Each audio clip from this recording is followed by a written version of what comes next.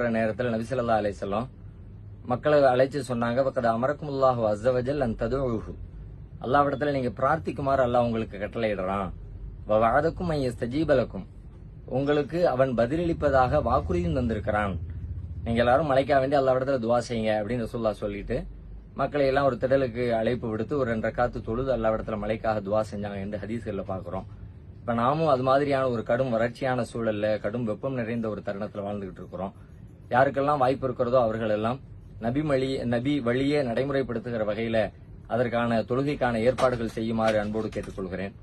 நாமும் நம்ம இங்க திருச்சியில உழவர் சந்தையில வரக்கூடிய 25ஆம் தேதி வியாழக்கிழமை காலையில 6:30க்கு மழை தொழுகைக்காக ஏற்பாடு செஞ்சிருக்கிறோம்.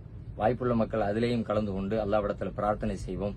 அல்லாஹ்விடம் மழையை அருள் மழையை வேண்டி பிரார்த்திப்போம். மழை பொழியட்டும், அல்லாஹ்வின் அருள் பெருகட்டும், இந்த பூமி குளிரட்டும் அப்படின்றதுக்காக